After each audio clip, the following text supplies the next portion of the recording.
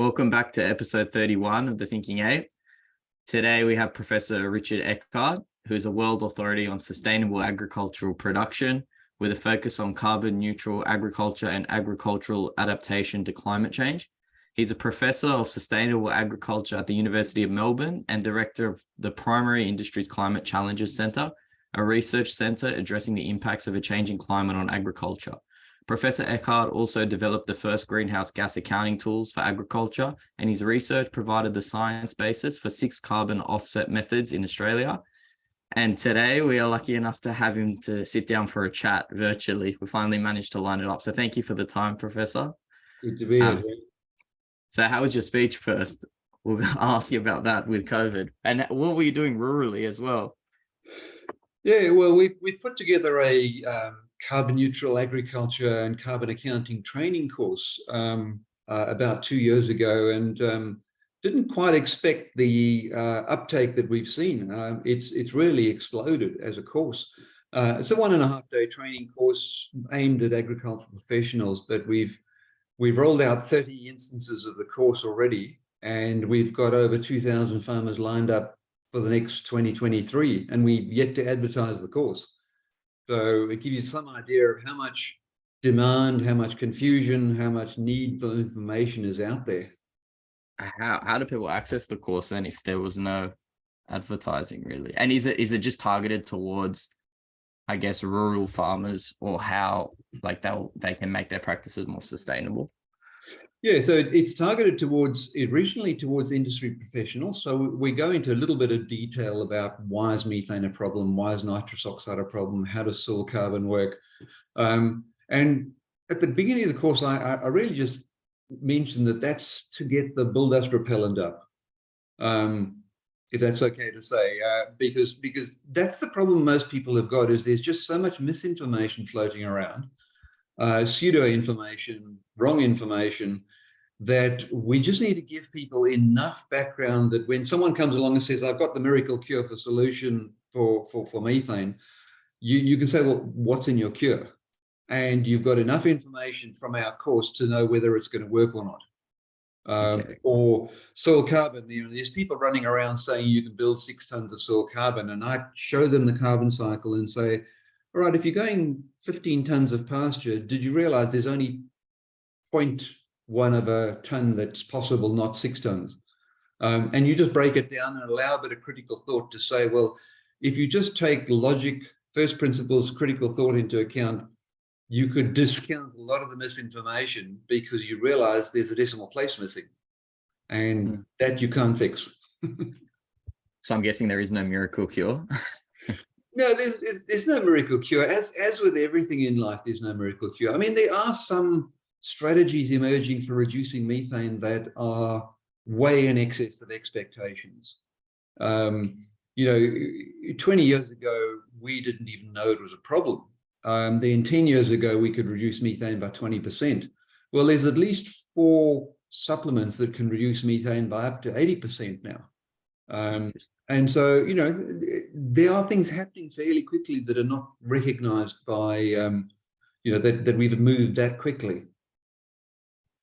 Do you find from these talks, obviously, that there is a decent base level of understanding already? Or is it like everyone's got a whole different idea and they're all kind of wrong, or they're all completely different? Good point. Look, I think there's general awareness amongst the farming community this is coming, that the day of low emissions agriculture is going to be here. We know that the supply chain companies are all setting targets that start by 2030 and run through to net zero by 2050. That's well understood. Where it gets different is some farmers have done a carbon audit and are aware of how difficult it is. Other farmers say, I don't need to because I'm inherently carbon neutral because I photosynthesize all this energy from the sun. And they just lack a fundamental understanding of the neutral nature of the carbon cycle. It comes in, it goes in photosynthesis, it goes out via breathing of the animal and you and me eating the product. And if there was this massive credit that can accrue in agriculture because just of photosynthesis, we would be able to point to some accumulating pile of carbon somewhere, but we can't, because the microbes just deal with it. We deal with it. It's all a neutral cycle. So then it just leaves you with dealing with where are the imbalances in that cycle. And that's where methane comes in. That's where soil carbon is a positive, and that's where tree carbon is a positive. And so what I do is I sort of bring them back to say, have a look at the agricultural carbon cycle and show me where carbon stops for decadal time steps. That's what matters. Otherwise, the rest is just big in and big out. The rest is just microbe food. So yeah, carbon stops in a tree for decadal time steps or longer. Carbon can stop in the soil for a decade or longer. But carbon can also stop in the form of methane for about a decade or longer. Those are the imbalances. And that's what we've got to fix. But wouldn't carbon, correct me if I'm wrong, I'm obviously kind of new to this, well, wouldn't carbon being trapped in trees good? Yeah, so don't get me wrong. The methane is the negative. The soil and tree carbon is the positive. That's the positive. Okay, so just balancing that out. But then even there, you have to have a conversation around, well, building soil carbon in Australia, where you've got 22% more rainfall variability than any other country in the world, soil carbon in Australia is about 80% leveraged on rainfall. And so 3 years of La Nina on the eastern seaboard, and we've got a lot more soil carbon than we had before. But the farmers didn't actually do anything to get there. They just had 3 years of good rainfall. And our concern is if we make too much of that now, what happens when we have 3 La Ninas in a row or El Ninos in a row? That we've got to actually look at it on a more decadal time step to say what we're really doing in terms of actual change. We've got to figure out rainfall. What are we doing then? Because like you just said, that the soil is just, I guess it's chance in the terms of like all the rain we've had for 3 years, especially on the East Coast. So what are we doing in terms of the methane, for example? I also wanted to ask how you started this, but we'll get to that after.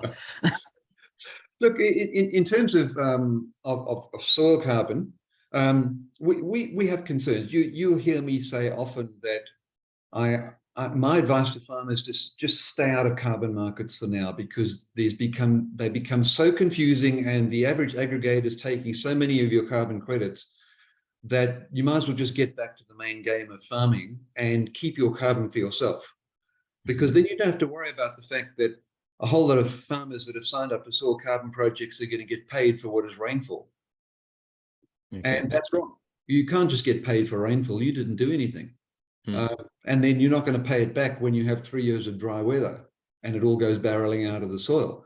So to me, bank the inherent productivity benefit of high soil organic matter, get it while you can, keep it there as long as you can. But to sign up to 25-year obligations that is leveraged on rainfall seems quite obtuse to me. In terms of methane, there's no doubt the confinement industries can start moving now. We have products in the marketplace that can reduce methane quite substantially. Our concern is cattle in Northern Australia. You've got cattle running around the Kimberley that don't see a human in their life. So that's where the concern is. 20% of the world's cattle are in Africa that really, don't have the opportunity for reducing methane or the priority. There's 25 million head of cattle in Australia and 300 million in India that don't even get used for food. Those are the kind of things that there's 250 million beef cattle in Brazil, 25 million in Australia.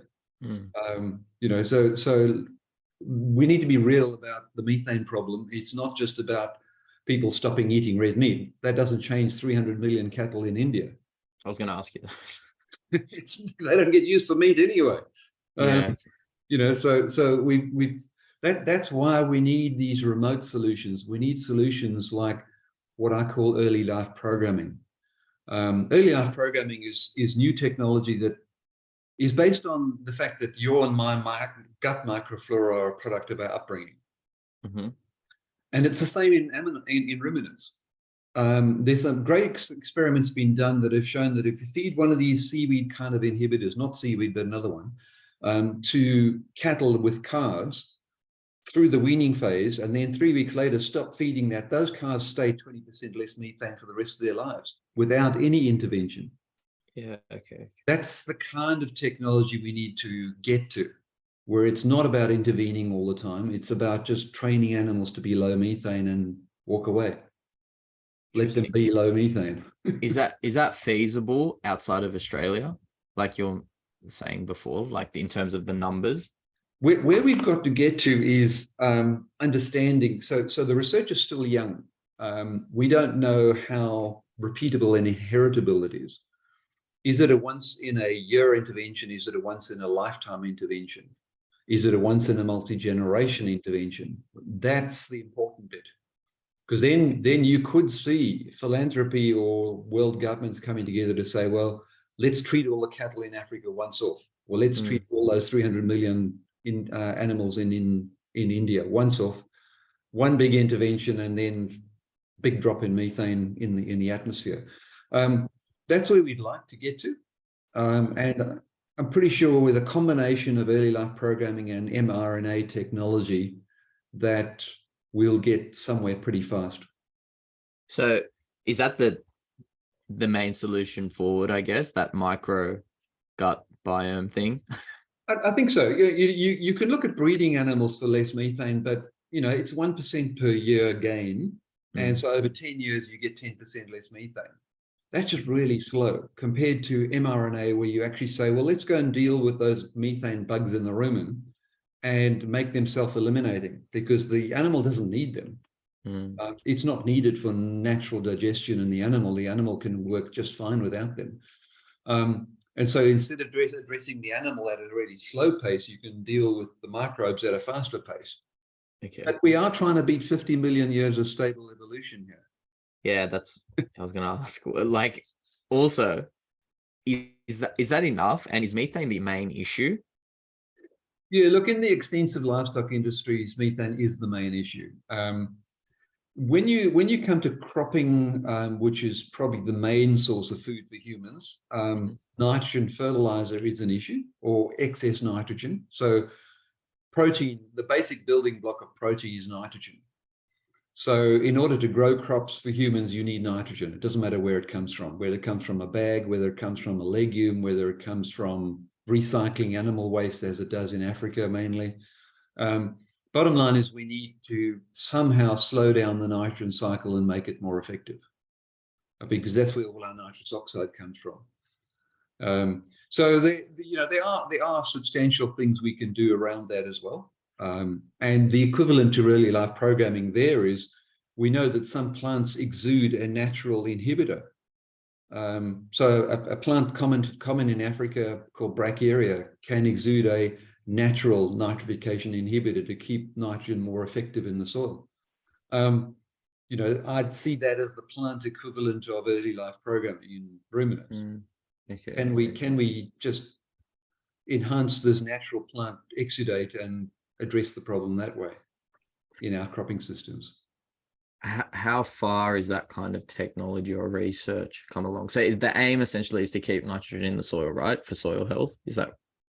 Yeah, so nitrogen is the most slippery element out of all our nutrients in soils. It can become nitrous oxide, it can become dinitrogen gas, it can become ammonia gas, it can become nitric oxide, a whole bunch of things. But if you keep it in the ammonium form, not the nitrate form, then the plants have access to it, but it doesn't leach out, it doesn't move as readily in soils. And so that's what these inhibitors do. They just keep it in the ammonium form in the soil, and the plants can use it. And if you can do that, you tighten up the nitrogen cycle quite substantially. When you're saying move as well, where's it going? Is it just running off? So nitrate is very soluble in water. So anywhere where water goes through soils, off the surface of soils, it carries nitrate with it. Okay. If it's not leaching, if it's ponded under those anaerobic soil conditions, it becomes dinitrogen or nitrous oxide gas, which is your greenhouse gases. So it kind of doesn't matter what you do. If you run off water, you leach water, you take nitrate. If you pond water and you make it anaerobic, you lose it in a different form. Okay. And so, waterborne processes are your biggest issue for moving nitrogen out of agricultural systems. And how dire of a situation in terms of soil and nitrogen are we in? is it fine now? Is it like we got to worry about it in 10 years? Or is it Yeah, like we look, need to act now kind of deal?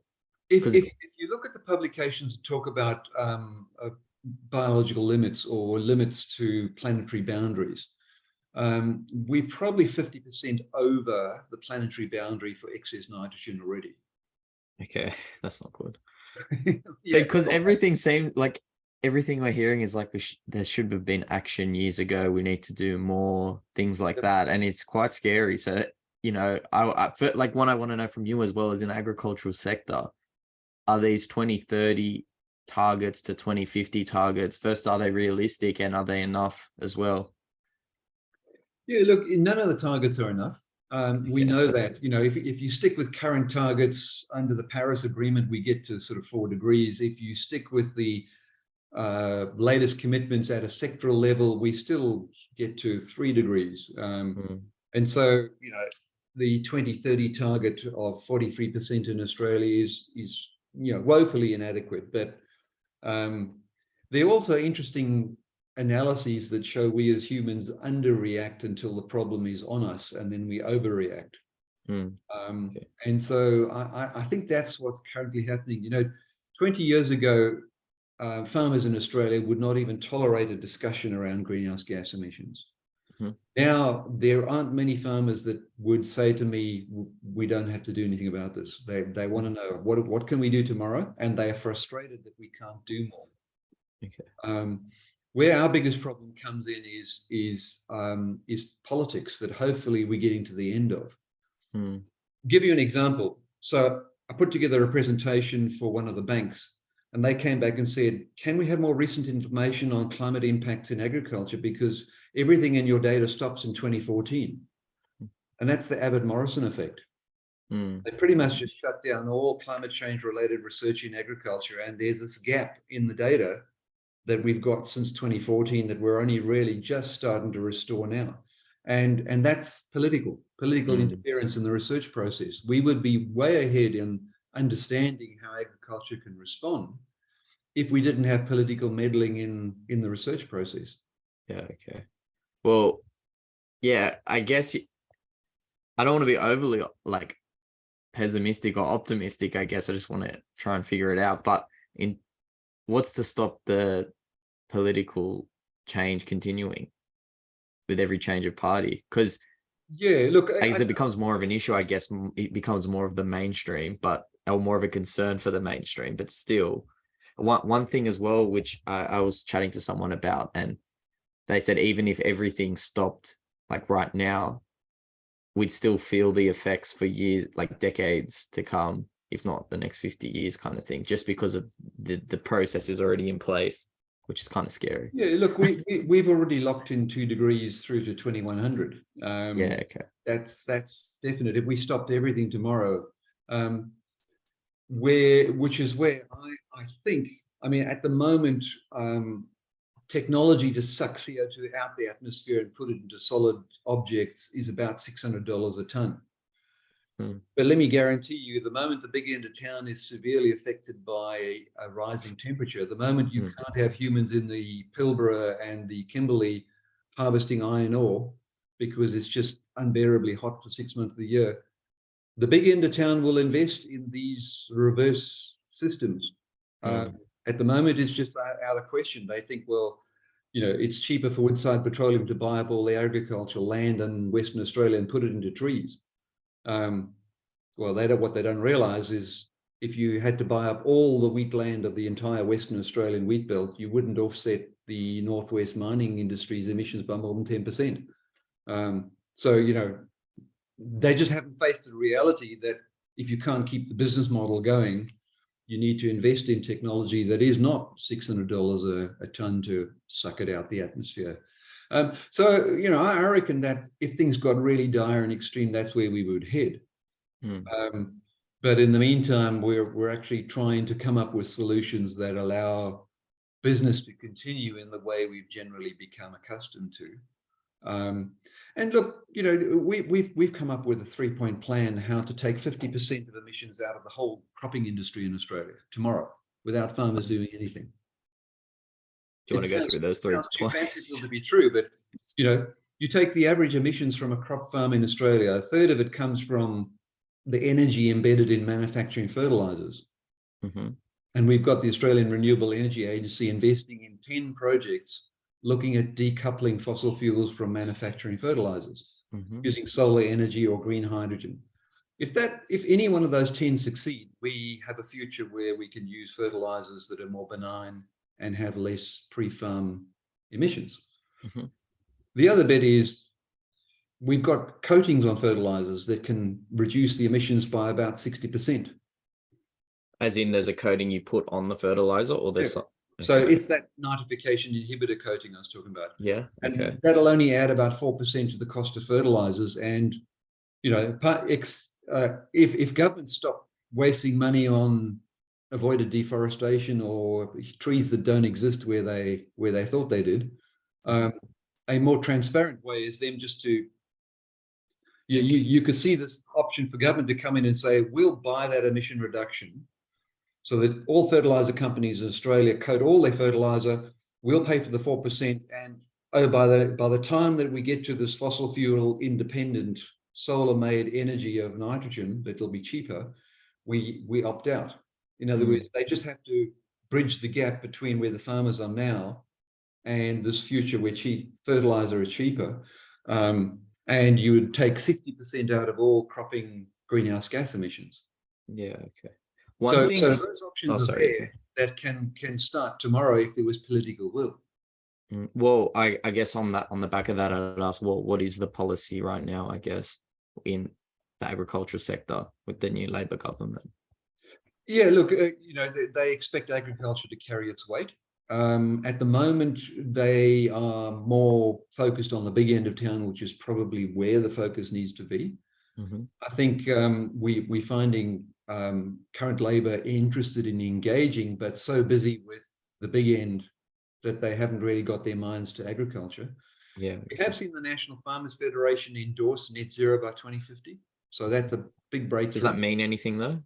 Just endorsing it? It does. It means the National Farmers Federation are actively supporting an effort to transition agriculture to a better future. And you asked a question earlier about political flip-flop that we've seen in Australia. I don't think a change in government will be able to reduce the level of ambition in future. Okay. Reason being is Australia became listed as the lowest ranked country and developed country in the world on the Climate Change Performance Index under the previous government. On policy ambition. So on the score of policy ambition, Australia was ranked the lowest in the world out of any developed country up until the current change of government. What did that mean practically? What it meant is the United States and the European Union were overtly targeting Australian exports with a equilibrating levy of carbon emissions. In other words, saying, if you don't show enough ambition according to the Climate Change Performance Index, we will apply border adjustment tariffs to ensure that our workers in the European Union and the United States are not adversely disadvantaged by your lack of ambition. Now, any incoming government would know the moment they softened Australia's policy, they would go straight back to border adjustment tariffs as a reality, which would penalize Australia very severely. So did those tariffs actually get in place, or were they just suggestions? No, the CBAM legislation is in place in the European Union. It doesn't apply to agriculture, but it applied to all industrial exports from Australia. So Australia was already facing border adjustment tariffs into the European Union, just not in agriculture, because, well, one would argue there's other constraints already applied. So, for example, you can see the canola review, where we were able to show that Australian canola can enter the European Union at half the emissions of European canola, just because we grow it in arid environments that use less fertilizer. So that was effectively that's why they didn't need a border adjustment tariff for agricultural exports. We just had to demonstrate a level of ambition that matched or exceeded their ambition. And then we could get product into the European Union. You would argue the Australian beef would not have access on that basis. Can I ask as well, is water use a problem in the agriculture industry? Like, does that need to be more efficient or something like that? Yeah, it's not on the radar at this stage, and that's because there's debates about which countries are or are not actually water use efficient. What I mean by that is Belgium was boasting that they are the most water use efficient economy in Europe, until someone calculated the embedded water in the food they import because they don't grow enough food for their population. And suddenly they became the worst in the world on water use efficiency per unit of food consumed, because they were relying on the rest of the world to waste water, so they didn't waste water.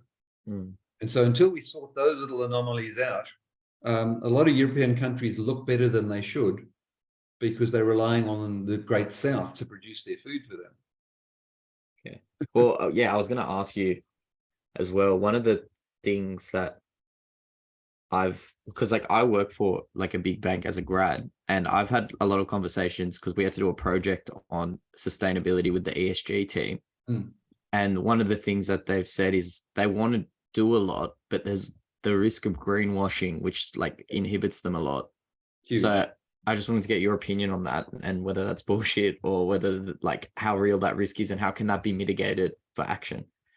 Yeah, look, there's a lot of greenwashing around this. You know, the almond industry would say, drink almond milk, it's more environmentally sustainable. Well, the average liter of dairy milk costs 2,500 liters of water per liter of dairy milk. The average almond liter costs 6,000 liters of water per liter of almond milk. So while the greenhouse gas emissions of almonds is much lower than dairy, the water use efficiency is horrendous. And that's why California had first shut down the almond industry before they shut down the dairy industry.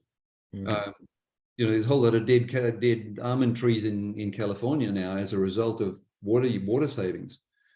So all is not what it seems. I'll flip the discussion a bit, because by 2030, if you think of Australia being 70% export focused, what really matters to agriculture is what are the targets set by our multinational supply chain companies. And so you can see the targets by Fonterra, Unilever, Wilmar Sugar, Cargill, JBS. They all have targets that start for low emissions supply by 2030, which means that all of our agriculture would be wise to focus on, can we supply that by 2030? What that effectively means, though, is this notion of agriculture getting involved in carbon offset markets will be gone by 2030. No one's going to be selling carbon credits out of the land sector if it's about a supply chain access issue. In other words, we'll start talking about insetting carbon, not offsetting. In other words, keep your carbon for yourself, because by 2030, you need to be low emissions to sell your primary product. And that's your main game in agriculture. But where that leads is that by 2030, I would predict that biodiversity in agriculture becomes the main game as the next ESG. So we're insetting carbon underneath biodiversity credits, because agriculture in Australia manages more of Australia's biodiversity than public land. And so we will start appreciating those rangeland systems, especially those well-managed rangeland systems. Yes, they might be producing methane, but on a hectare basis, they're producing negligible methane, but they're managing a massive amount of Australia's biodiversity on behalf of society. And so the conversation will flip to say, well, should we in these low methane rangelands be tolerating the fact that these farms don't have options, but they are managing a very vital resource, which is biodiversity, on behalf of the economy? In terms of the biodiversity in the rangelands, are you talking about like farms, like places owned by farms, like massive hectares? Or... So I'll give you an example. I was in Alice Springs recently giving this course, and the guy sitting in front of me said, did a carbon audit on his farm, and the tree growth that was happening on his farm, the methane was very low because it's one animal in every 40 hectares. So the termites are producing more methane per hectare than the animals. And then 20% of the farm is under mulga that's been growing since a major dieback in the 70s. And he had 64 million tons of excess carbon sequestration on the farm as a result. And that's when you start realizing, actually, I said, so how big is your farm? He said, oh, it's twice the size of the Netherlands. Yeah. and you start realizing, oh, we're talking in hundreds of square kilometers, not in hectares here.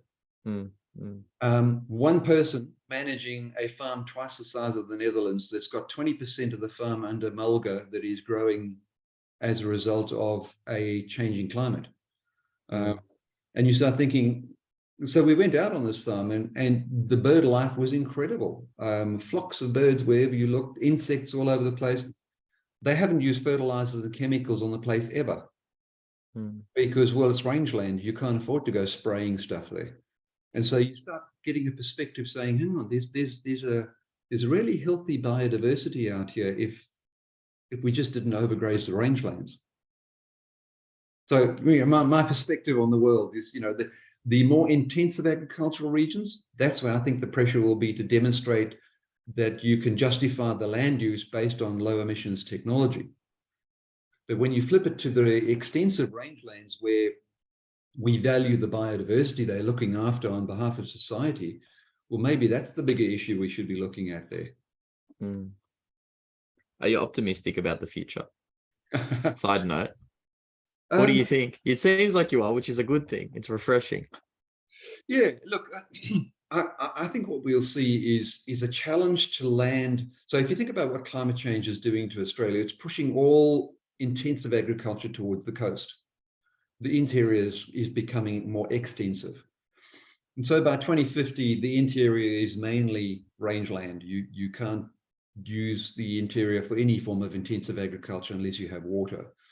But what it will do is it'll start forcing us to reconcile the land use in the edge of Australia and say, well, you think of dairy, for example. Dairy occupies pretty much all the good soil by high rainfall combinations of coastal Australia.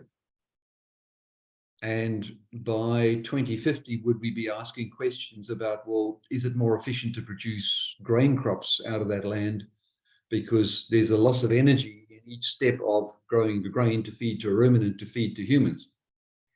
And so if you want to know where I think the vulnerability lies, it lies in industries like dairy that do occupy good soil by good rainfall combinations, not extensive beef in the interior that might be still viable by 2050. We'll still have rangeland beef or rangeland sheep or, industries like that. You can see where I'm headed with that, and if you look up Eden Brew, your precision fermentation, it's companies that are now commercializing, producing milk out of yeast. Forget almonds, where you have to grow a tree. You just feed nutrients to a factory and yeast will produce the casein proteins in normal cow's milk. Does it taste any good? Have you had it? I haven't dared taste it yet. Apparently they're still sort of working out what needs to be added to make it sort of on taste parity. Yeah, okay. But if you look it up, Eden Brew as a partnership between CSIRO and Norco being our third largest dairy processor. And my point about dairy is on the Eden Brew website, it says we want to give our consumers more sustainable alternatives and less resource intensive alternatives. Than what? Yeah. Than conventional animal production. So if you want a shot across the bows, it's dairy. Okay. So essentially it's just more efficient use for dairy or transitions. You could make an argument saying, well, put all dairy pastures under trees to sequester carbon and let's feed the factory.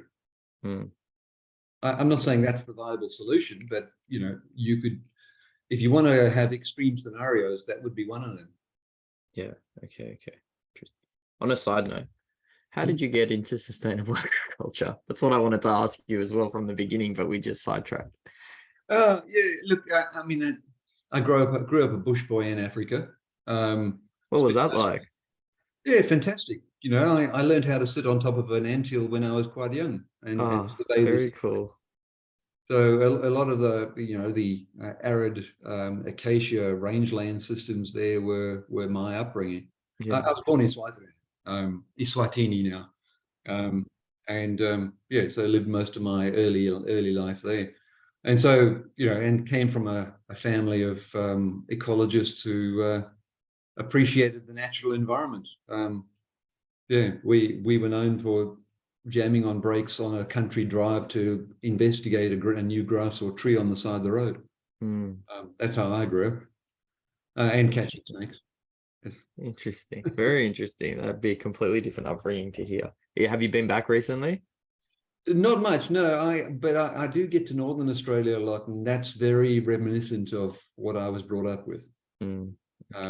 Running around a cattle station in Northern Australia is pretty much what I was brought up doing. So yeah, okay. that kind of Well, what brought you to Australia? How old were you? It was about 25 years ago, 27 years ago. Just a postdoc opportunity in Tasmania, and we all thought, well, Tasmania is not on the world circuit.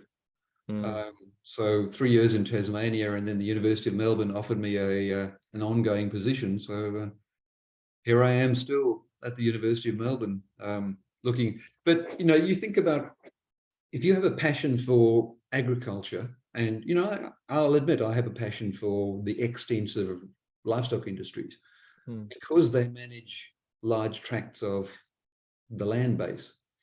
And if we could get them to be just a tad more sustainable in how they manage, they'll be better off. Community and society will be better off. So, that's what drives me with sustainable ag. It's not about getting rid of agriculture. It's not about getting rid of livestock production. It's just making us a bit more in tune, perhaps just managing the landscape more as if it owns us rather than we own it. Taking a bit of First Nations view of the land rather than, the assumption that we own and therefore can dominate, rather than, which has not worked for us very well, by the way, rather than, the land owns us. Let's see how we have to work with it. Okay. So do you predominantly go to Northern Territory for these talks? No, it's pretty much all over the place. I'm doing one tomorrow in Tasmania, in Launceston. Oh, very nice. I've done Perth, Western Australia. We've done pretty much all the way through New South Wales up to Charters Towers. I was in Darwin. That's where I caught COVID 2 weeks ago. Was in Darwin, presenting that to the Northern Territory cattlemen. The fourth wave. It's coming. My friend just texted me saying he's got COVID. Yeah, well, this is a first for me. I managed to go through my entire family having it and not getting it from them, and then. So you can't brag about not having it anymore. No, I'm not somehow miraculously immune. Oh, fair enough. Well, one thing I wanted to ask as well is the 6 offset methods. What were they, or did we touch on those? No, we didn't touch on those. So I was involved in the nitrogen fertilizer method. It started out as a method for dairy and then migrated to sugar and ended up in cotton. How that worked was political. I was one of the reviewers on the soil carbon method. I was involved in the nitrate methodology. I was involved in the herd methodology. I was involved in the dairy supplements methodology and the dairy effluent methodology. So different levels of involvement. The soil carbon one, just a reviewer, and we made them modified a few times before it got through. The nitrate methodology, more a case of publishing a few studies saying it would never work and government going ahead regardless, and then seeing it's never been adopted and never worked. Whereas the herd methodology was one that we did a lot of work on and proved it would work, and it has been very successful. And a lot of corporates have taken up that herd methodology. The nitrate methodology is kind of obvious. It's feeding nitrate to reduce methane, and that's very effective, except nitrate can kill animals as well. And so if you think of nitrate, if you think of an ERF method, it's a legislative instrument. And so government was so concerned about legislating an instrument that could kill animals from nitrate toxicity that they made the allowable limits so conservative you didn't get enough methane reduction to make it worthwhile. Okay. So you can see how it became self-defeating as a method. Yeah. The limit's so conservative, no one can get a profitable outcome from the method. Is there a balance where it does work and it's profitable? It's tricky in rangeland situations because you can't control how much each animal gets. Okay. And so one sort of greedy animal could get double the limit and die. and the others get nothing. And it's just the logistics of extensive grazing systems. And how is that nitrate given? Is it just like sprayed on pellets or something, like, or is it? So in this particular case, we were saying a lot of northern rangeland systems are deficient in nitrogen, and they already supplement urea licks for those cattle. So they put out blocks of urea all over the place that with molasses mixed in them to get the cattle to eat them. And that gives them the nitrogen boost that they need. And all we were saying is a small portion of that lick is replaced with nitrate instead of urea. So a different form of nitrogen that then actively steals hydrogen from methane when it gets formed in the rumen. And so very effective. And the whole approach would be effective if it was under more controlled conditions. Yeah. Okay.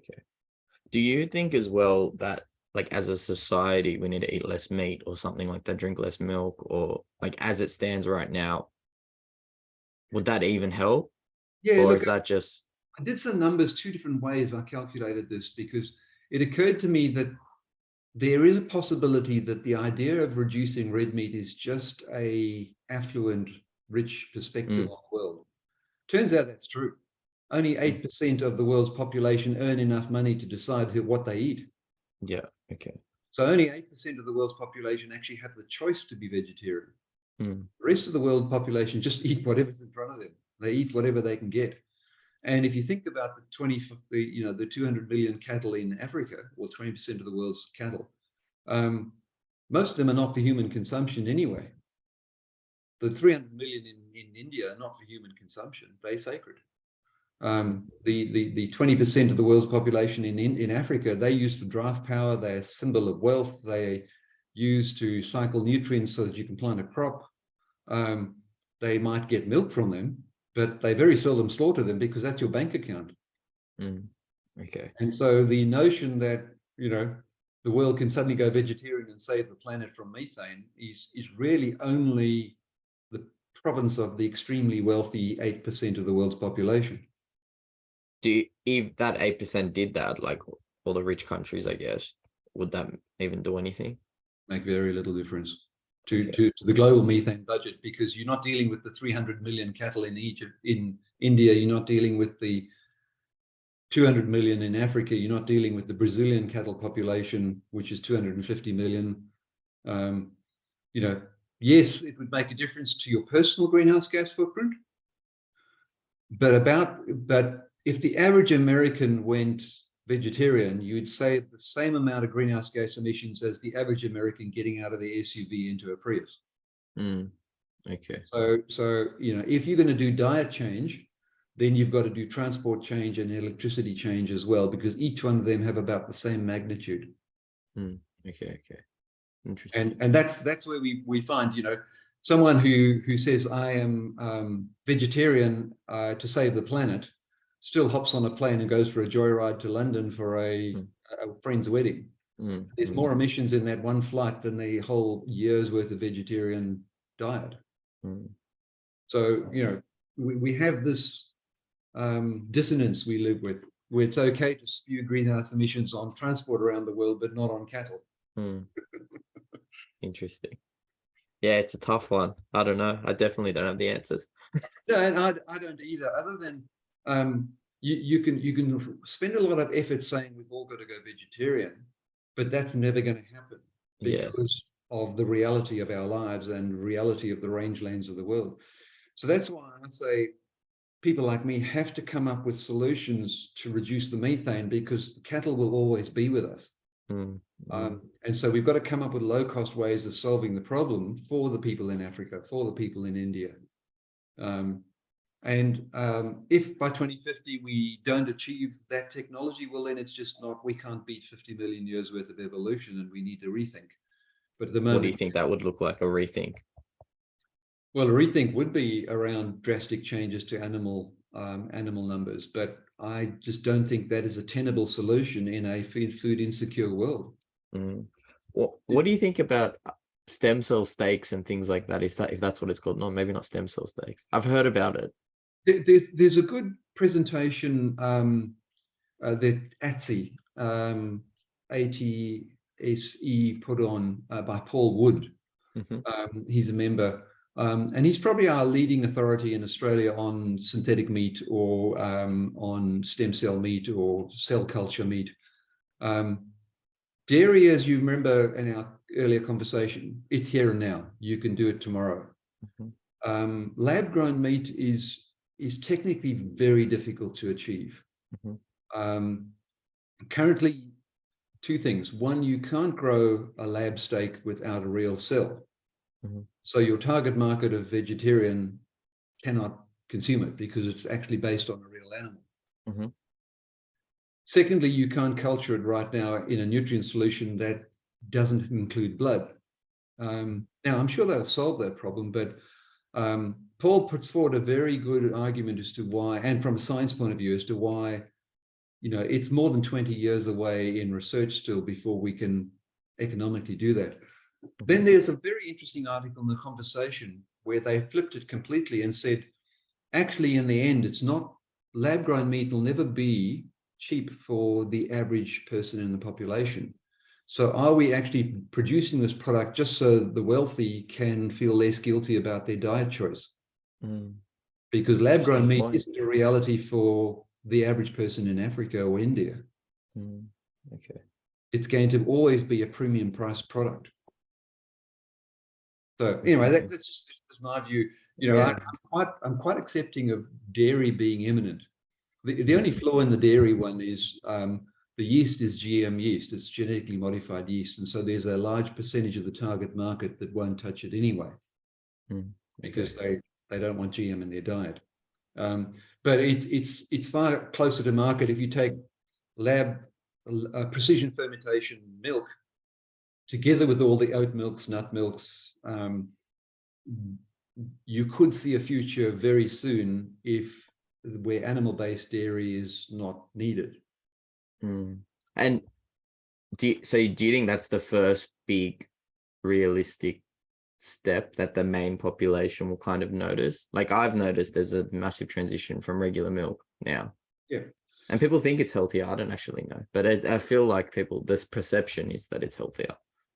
Well, yeah, look, a nut-based milk like an almond milk has less, unless it's added sugar, but the unsweetened ones are less sugar. They are more unsaturated fat, so healthier. So, I would say, and you'll find a lot of heart specialists, and I speak from personal experience here, would say stay off dairy if you can. Okay. So even though I've worked a lot in the dairy industry, I drink almond milk. Okay. Which is why I know how much water it consumes. So yeah, look, that is a reality. And if you think of the precision fermentation, it's lactose free. So that's a positive. It's unsaturated.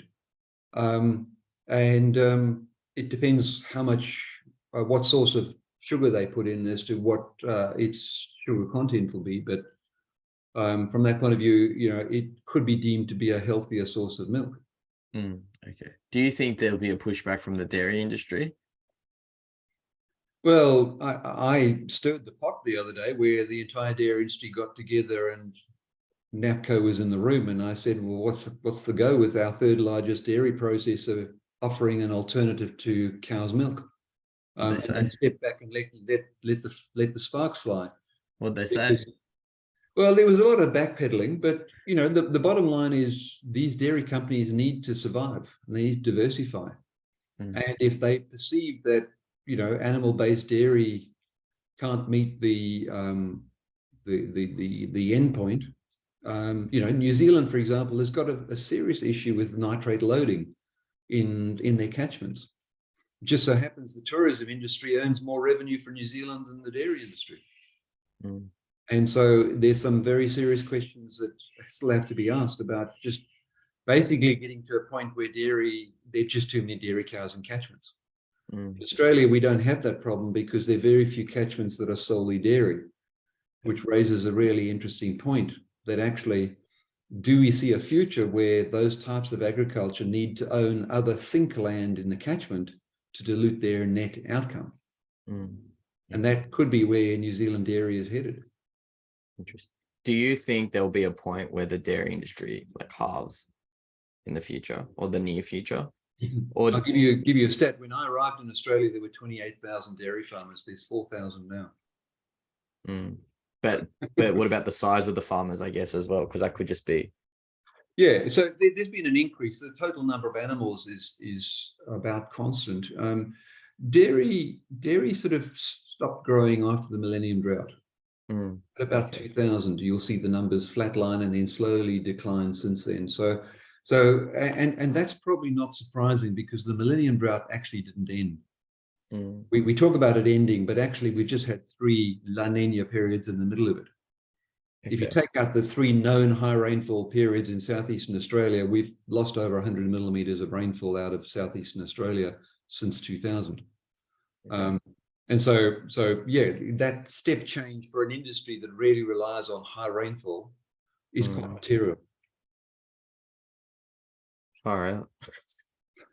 That's not good. Next year's going to be interesting in the next few years, but we'll see. I like the optimism there.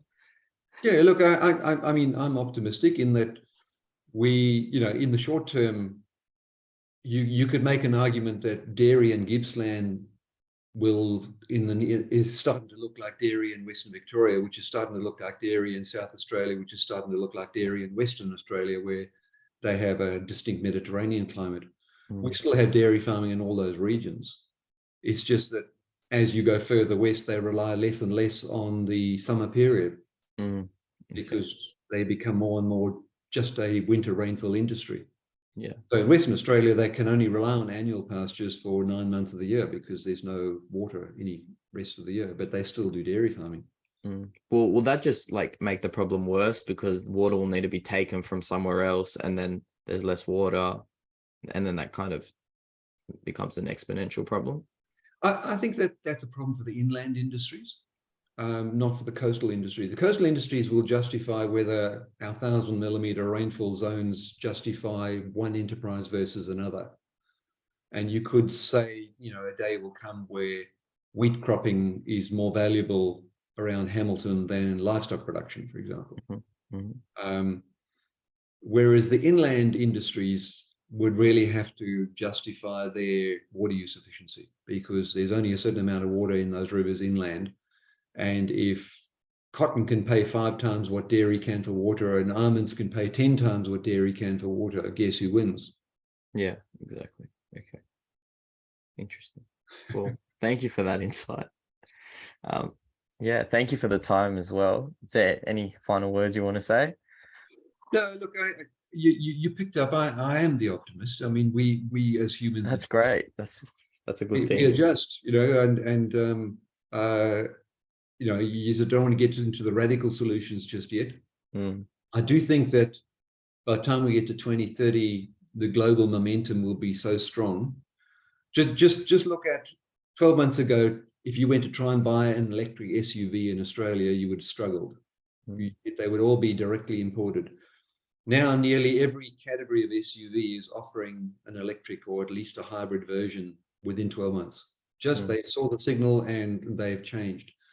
I would be surprised if we are not, you think of the carbon neutral wine, for example.